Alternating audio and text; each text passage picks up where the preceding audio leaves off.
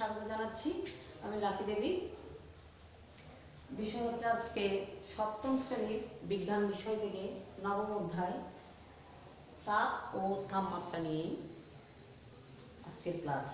তো আজকের ক্লাসে আমরা একটি সৃজনশীল প্রশ্ন দিব। ওই সৃজনশীল প্রশ্ন থেকে আমাদের অঙ্কগুলো দিয়ে করতে হবে। তাহলে এখানে আছে নিচের সমীকরণটি লক্ষ্য করো। নিচের সমীকরণ বলতে গেলে আছে c/5 equal 5 minus f minus 32/9। এই সমীকরণটির উপর আলোচনা শেষে শিক্ষক বললেন সফিক স্কুলে আসেনি, আর শরীরের জ্বর ছিল কত? 99.5 ডিগ্রি ফারেনহাইট। তাহলে উপরে এই যে সমীকরণটা দেওয়া হলো, সমীকরণটা এটা আমি আলোচনা শেষে বলছিলাম, সেজন্য এখানে শিক্ষক বলে লিখলাম। এটা আলোচনা শেষে আমি এই কথাটা বলেছিলাম ওদেরকে। তাহলে উপরের সমীকরণটি কিসের সম্পর্ক প্রকাশ করে?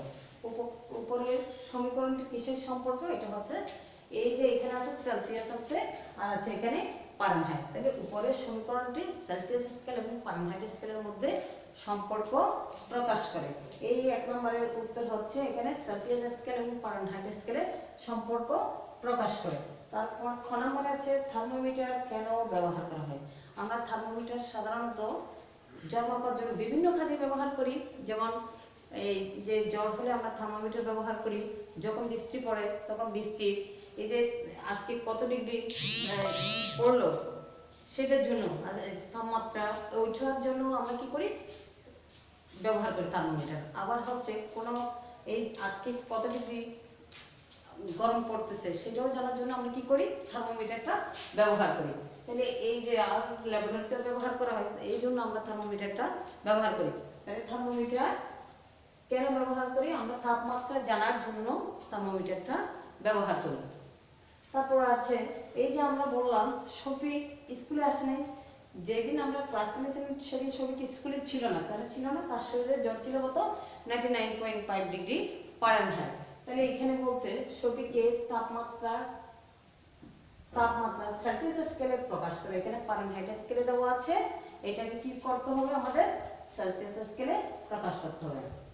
তাহলে সেলসিয়াস স্কেলে প্রকাশ করতে হলে আমাদের প্রথমে আসতে আছে কত? এরপরে গ নাম্বারটা দেখি।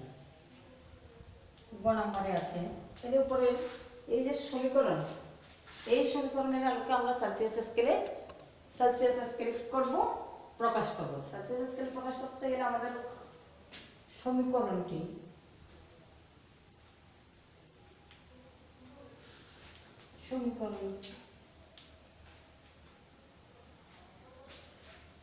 থেকে পাই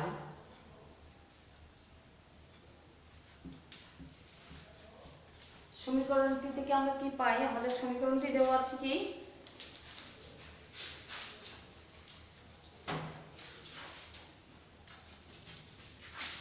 সমীকরণটি থেকে পাই। আমাদের সমীকরণটি কি দেওয়া আছে আগে? তাহলে c/5 ইকুয়াল f মাইনাস 32/, এখানে আছে 9। তাহলে আমাদের এখানে দেওয়া আছে কত? কার মান দেওয়া আছে? ফারেনহাইট স্কেলে দেওয়া আছে 99.5, কিন্তু সেলসিয়াস স্কেল সি এর মানটা নেই।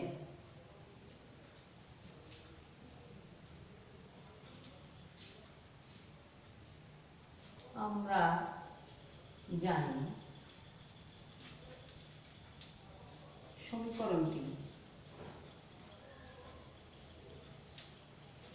তাহলে এখানে সমীকরণটি পাচ্ছি c/5 ইকুয়াল f মাইনাস 32/9। এই c/5 দিলাম, f এর মান আছে কত? f এর মান আছে 99.5 মাইনাস 32। তাহলে এখানে পাচ্ছি কত? c আছে 5 আছে, এখানে 9 আছে। 99.5 থেকে 32 চলে গেলে কত? এই 99.5 আর এখানে আছে 32। তাহলে এখানে পাচ্ছি 5, তাহলে এখানে পাচ্ছি 5 আর এখানে 9 থেকে 2 গেলে 7, 9 থেকে 3 গেলে 6, তাহলে 67.5। এবার আমরা আর গুণন করে দিই, 9 ইন্টু সি ইকুয়াল 67.5 ইন্টু 5, বা সি ইকুয়াল 67.5 ইন্টু 9। সুতরাং সি ইকুয়াল, তাহলে আমরা এখানে পেলাম কি 9 ইন্টু সি ইকুয়াল 67.5 ইন্টু 5, তাহলে সি ইকুয়াল পাচ্ছি 67.5 ইন্টু 5, নিচে পাচ্ছি কত 9, তাহলে সি ইকুয়াল দুটো গুণ করে আমরা 9 দ্বারা ভাগ করে পেলাম, তাহলে 7.5। তাহলে আমাদের প্রশ্ন ছিল শফিকের শরীরের তাপমাত্রা সেলসিয়াস স্কেলে প্রকাশ করা। সুতরাং শফিকের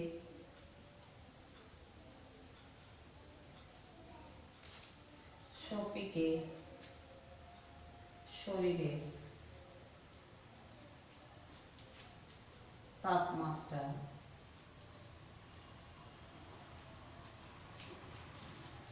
(37.5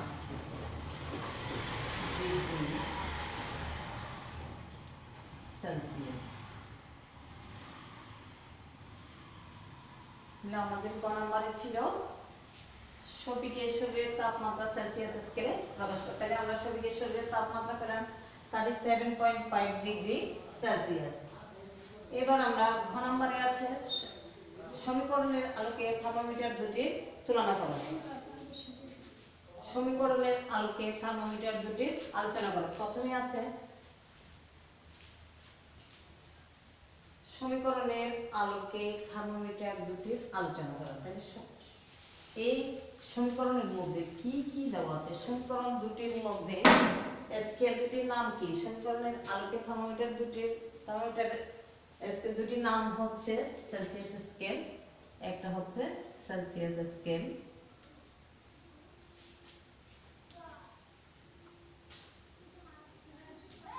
ও ফারেনহাইট স্কেল। সমীকরণের আলোকে থার্মোমিটার দুটি তুলনা করতে বলতে থার্মোমিটার স্কেল দুটি তুলনা। তাইলে এখানে সেলসিয়াস স্কেলে থার্মোমিটারে হচ্ছে স্কেল, একটা সেলসিয়াস স্কেল আর একটা হচ্ছে ফারেনহাইট স্কেল। সেলসিয়াস স্কেলে যখন এখানে হবে নিম্ন স্থিরাঙ্ক, সেলসিয়াস স্কেলে যখন নিম্ন স্থিরাঙ্ক এখানে পাচ্ছি আমরা 0 ডিগ্রি। সেলসিয়াস স্কেলে নিম্ন স্থিরাঙ্ক হচ্ছে 0 ডিগ্রি, আর ফারেনহাইট স্কেলে এটা হচ্ছে 32 ডিগ্রি। সেলসিয়াস স্কেলে নিম্ন স্থিরাঙ্ক, যেহেতু সেলসিয়াস স্কেল বলা হচ্ছে তখন এটাকে 0 ডিগ্রি সেলসিয়াস, আর ফারেনহাইট স্কেলে যখন বলা হবে তখন এটা হচ্ছে 32 ফারেনহাইট। তারপর ঊর্ধ্ব স্থিরাঙ্ক, সেলসিয়াস স্কেলে ঊর্ধ্ব স্থিরাঙ্ক হচ্ছে 100 মানে 100 ডিগ্রি, আর ওখানে হচ্ছে 200.12 মানে এটা 100 ডিগ্রি, আর এটাতে হচ্ছে 212 ডিগ্রি। এখানে নিম্ন স্থিরাঙ্ক সেলসিয়াস স্কেলে 0 ডিগ্রি, আর এখানে ফারেনহাইট স্কেলে পাচ্ছি আমরা এটাতে 32 ডিগ্রি। তারপর ঊর্ধ্ব স্থিরাঙ্ক যখন বলা হবে, ঊর্ধ্ব স্থিরাঙ্ক এখানে 100, এখানে 212 212 ডিগ্রি। আর এখানে সেলসিয়াস স্কেলে প্রতিটা ভাগকে 100 ভাগ সংখ্যা 100 ডিগ্রিতে, এখানে 100 ভাগে ভাগ করা হচ্ছে, আর ফারেনহাইট স্কেলে এটাকে 180 ডিগ্রি 180 ভাগে ভাগ করা হয়। এটা 100 ভাগে ভাগ করা হয়, আর এটা 180 ভাগে ভাগ করা হচ্ছে। সেলসিয়াস স্কেলে হচ্ছে নিম্ন স্থিরাঙ্ক 0 ডিগ্রি, আর ফারেনহাইট স্কেলে এটা হচ্ছে 32 ডিগ্রি, আর এখানে ঊর্ধ্ব স্থিরাঙ্ক হচ্ছে 100 ডিগ্রি, আর এখানে ঊর্ধ্ব স্থিরাঙ্ক 212 ডিগ্রি। ভাগ সংখ্যাটাকে 100 ভাগে ভাগ করা হচ্ছে, আর এটাকে 180 ভাগে 180 ভাগে ভাগ করা। এখানে সেলসিয়াস স্কেল এবং ফারেনহাইট স্কেলে দুটি তুলনা করতে বলছে। তাহলে এখানে সেলসিয়াস স্কেলে নিম্ন স্থিরাঙ্ক 0 ডিগ্রি আর ফারেনহাইট স্কেলে 32 ডিগ্রি। এখানে হচ্ছে আর সেলসিয়াস স্কেলের ঊর্ধ্ব স্থিরাঙ্ক 100 ডিগ্রি। যেহেতু এখানে সেলসিয়াস স্কেল আছে সেজন্য আমরা এটাকে কি ধরি 100 ডিগ্রি সেলসিয়াস। আর ফারেনহাইট স্কেলে 212 ডিগ্রি ফারেনহাইট ডিগ্রি। এদের মধ্যবর্তী দূরত্ব প্রতিটাকে হচ্ছে 100 ভাগে ভাগ করা যায় আর এটা হচ্ছে 180 ভাগে ভাগ করা যায়। প্রতিটা ভাগের মানকে এটাকে 1 ডিগ্রি সেলসিয়াস হিসেবে ধরা হয় আর এটাকে ধরা হয় 1 ডিগ্রি ফারেনহাইট প্রত্যেকটার মান। তাহলে আমরা এখন কি পেলাম সেলসিয়াস এবং ফারেনহাইট স্কেলের মধ্যে দুইটার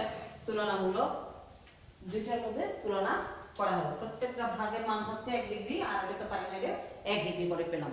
তাহলে এখন আমরা এই অধ্যায়ে আরো বিভিন্ন রকম অঙ্ক আসতে পারে, যেমন আমাদের শরীরের মানুষের স্বাভাবিক দেহের তাপমাত্রা কত 98.4 ডিগ্রি, এটাকে ফারেনহাইট স্কেলে কিভাবে প্রকাশ করবে।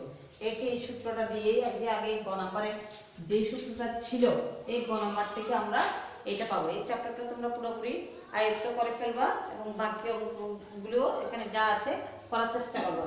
থ্যাংক ইউ সবাইকে।